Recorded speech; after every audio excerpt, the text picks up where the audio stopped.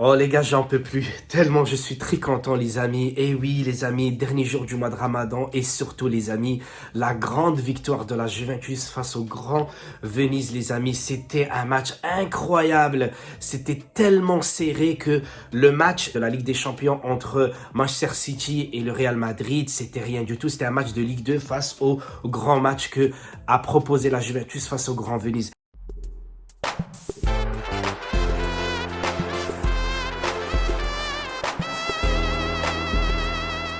Les amis, juste pour vous montrer un tout petit peu où c'était très compliqué pour la Juventus, car la Juventus a eu que 49% de possession face à 51 du côté de Venise.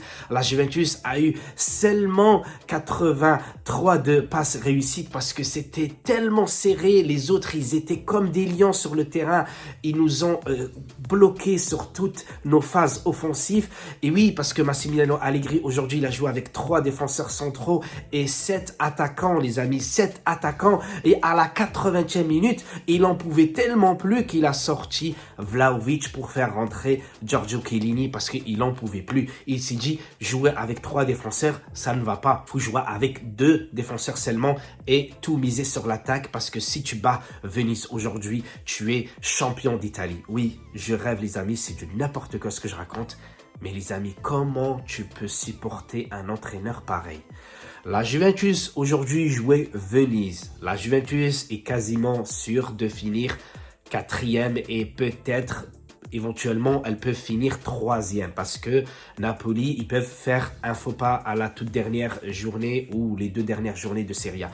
Mais les amis, quand tu joues Venise, même si tu as fait jouer un jeune joueur au milieu de terrain, tu n'as aucune raison et tu n'as aucune excuse et tu n'as aucun prétexte pour dire oui, on a joué un match serré et c'est Bonucci qui a été buteur sur les 2 buts qu'on a marqués aujourd'hui. Parce qu'on a marqué le premier et on a vu que la Juventus au début, elle jouait plutôt bien.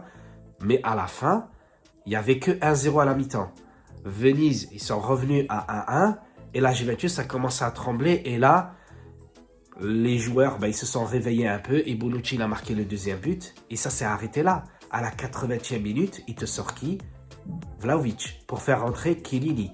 Et cet entraîneur-là, là où je ne comprends pas, c'est que la Juventus a dépensé 81 millions pour cet attaquant qui s'appelle Vlahovic, qui joue pour être capocannoniere cette saison avec Ciro Immobile. Et il te le sort pour rentrer Chiellini pour mieux renforcer sa défense et à jouer à 5. Les amis, moi, j'en peux plus de cet entraîneur, je vous dis sincèrement, j'en peux plus. Et Agnelli, cette semaine, enfin la semaine qui vient de passer, il a dit qu'il va probablement le garder la saison prochaine. La saison prochaine, il faut aussi espérer que la Juventus n'achète rien parce qu'en fait, tout l'argent qu'on va dépenser pour cet entraîneur-là, il va gaspiller tous les grands talents. Parce qu'aujourd'hui, quand tu achètes un grand joueur ou tu achètes un joueur qui va... on va dire il est sur le point de éclore comme ça a été le cas avec Vlahovic, tu vas l'acheter très cher. Mais au bout d'un an, Vlahovic, il jouait pour être meilleur buteur de championnat de Serie A. Et là, il le fait sortir à la 80e minute. Et on a vu que hier, la Lazio de Rome, ils ont gagné et Ciro Immobile, il a encore marqué. Moi, je ne comprends pas parce qu'un match face à Venise, tu attrapes tout ton vestiaire, tu leur dis, écoutez les gars, aujourd'hui, on va jouer pour Vlahovic. La différence entre la Liga espagnole et la Serie A, c'est que la Liga, ils continuent encore à faire éclore tous leurs joueurs en leur faisant, par exemple, ce que je viens de dire. Un joueur qui est capable de devenir meilleur buteur, tu l'as acheté 81 millions, tu peux pas le laisser comme ça, parce qu'il est sorti, il était dégoûté. Mais moi, si j'étais lui, j'irais directement voir Agnelli ou bien Pavel Nedved et je leur dis, écoutez, moi, j'en peux plus.